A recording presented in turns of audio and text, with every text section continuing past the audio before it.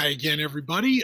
Here is our second uh, packet that we are reading, kind of picking up after we talked about things like the Montgomery bus boycott.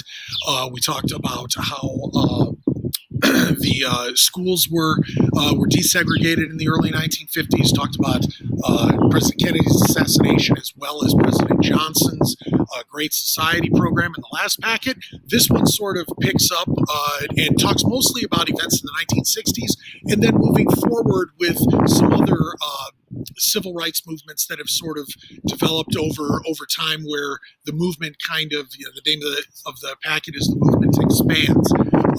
This will talk a little bit about the women's movement, a little bit about the Latin American civil rights movement, Native American civil rights movement. So as these different groups sort of branched off a little bit, looking for examples for their particular groups of issues they were most concerned with. That's kind of where things go. We started out pretty much where we left off with the last one. And if you could, this one's called Civil Rights, The Movement Expands. Please follow along while I read. The Civil Rights Movement, The Movement Expands. The Civil Rights Movement continues. As the 1950s ended and America entered the 1960s, Martin Luther King became the lead spokesman for the Civil Rights Movement. King adopted a strategy of nonviolence to forward the movement's goals. Dr. King studied the teachings of Jesus in the Bible as well as the tactics employed by Mahatma Gandhi in his struggle to free India from the British Empire. He also borrowed techniques from the labor leader Philip Randolph, emphasizing nonviolent protest in order to gain public support. And there you see a picture of Dr. King as well as Mahatma Gandhi. We had him in our World War II packet. There was a picture of him there, as well as the labor leader Philip Randolph, who did a lot for American workers. And we haven't really heard about him in the past, so that's a photo of him there. After the Montgomery bus boycott, King and other African American church leaders founded the Southern Christian Leadership Conference, or SCLC. The SCLC shifted the base of the civil rights movement. For years, Southern whites accused the movement of being led by outsiders set on changing the way of life of the South, when African Americans were supposedly content with that way of life. The rise of the SCLC proved that the movement's base was African American churches and was in the South. They organized protests and took the lead in them. Many different techniques of nonviolence were used. Slowly, these began to turn public opinion against segregation in America. One technique used by the movement was a sit-in. A sit-in is a protest where people sit and refuse to leave.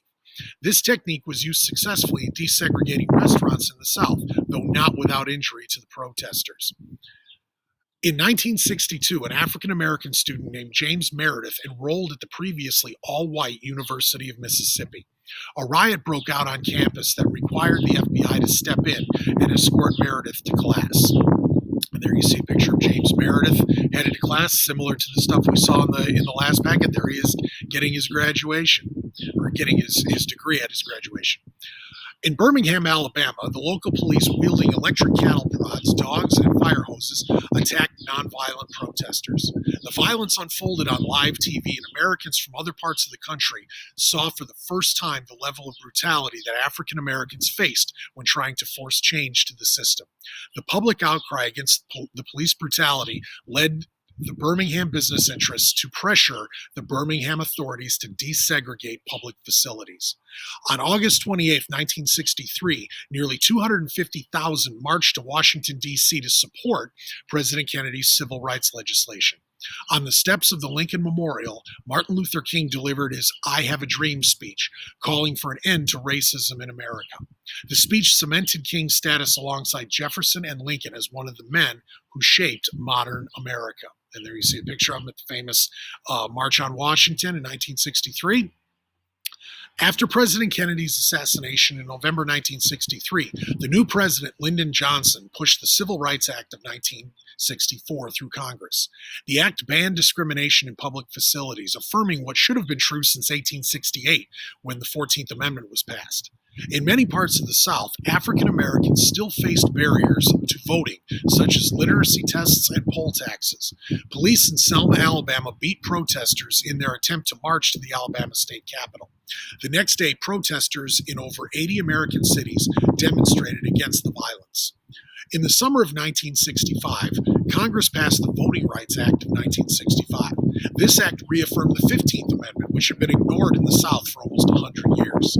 While some whites chided even Dr. King in the 1960s for pushing too far too fast, other African American leaders became impatient with the slow pace of change. Malcolm X embraced the Nation of Islam and rejected integration, saying blacks would never be accepted, so seeking their own solutions in their own communities was the only option. Stokely Carmichael rejected King's philosophy of nonviolence and urged African Americans to meet violence with violence. You see a picture of Malcolm X as well as Stokely Carmichael. In the mid to late 60s, many northern cities experienced riots in African American communities. The slow pace of change, the war in Vietnam, continuing poverty, and finally the assassination of Dr. King in April 1968 caused frustrations in those communities to boil over. Cities such as Chicago, Los Angeles, Detroit, and Washington, D.C. all saw riots that devastated African American communities, taking many years to recover. Some never did. And there you see, particularly Detroit, 1967, the riot that consumed the community there when they eventually brought the army in to try and calm it down. Detroit, in the years since, has never really recovered, unfortunately, from the riot in 1967. Its population is far less now than it once was when it was the fifth largest city in America. It's nowhere near that anymore. Other Americans seek rights. Meanwhile, other Americans sought to guarantee their rights in American society. In 1966, Betty Friedan formed NOW, the National League Organization of Women to Protect the Rights of Women. In 1963, President Kennedy signed the Equal Pay Act, mandating women to be paid the same as men for the same jobs. In reality, though, women's salaries lag behind men's in the workplace, even though discrimination based on sex was made illegal by the Civil Rights Act of 1964.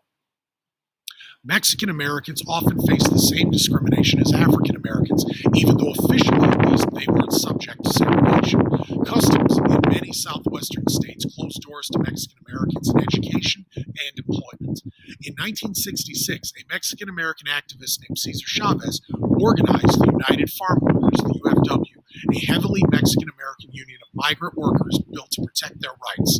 In 1975, the Voting Rights Act of 1965 was amended to guarantee that elections are bilingual.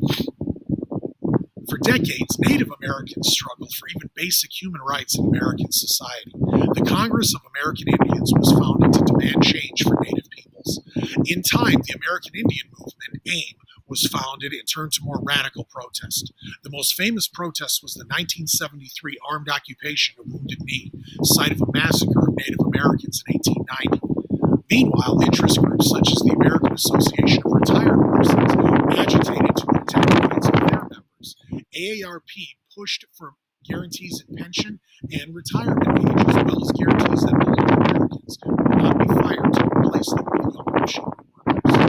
In 1990, Congress passed the Americans with Disabilities Act, which outlawed discrimination in hiring people with physical or mental impairments. It also protected the rights of special education students to equal opportunity in education. The fight for civil rights in America goes on and will until the United States finally becomes the place it always promised everyone it would be. And, just one thing here before we wrap it up and you get to work on the FBI notes. You saw the Americans with Disabilities Act. We have many, many students in our school who have some sort of special education plan that is part of their educational plan for their development. And without the Americans with Disabilities Act, a lot of that stuff wouldn't even exist, and those students wouldn't be entitled to get the kind of help that they need in order to succeed to the level that they're capable of doing. So that's one that we see in school each and every day, and is an ongoing issue, especially with remote learning situations that we've got where people are trying to learn as best they can at home, and that's one of the real challenges that our school and all the other schools are dealing with on a daily basis right now. While we do that, there's lots of other stuff that we read about that's equally important there, but I just thought I mention that one little thing. So go ahead, get to work on those FBI notes, and we will talk again real soon.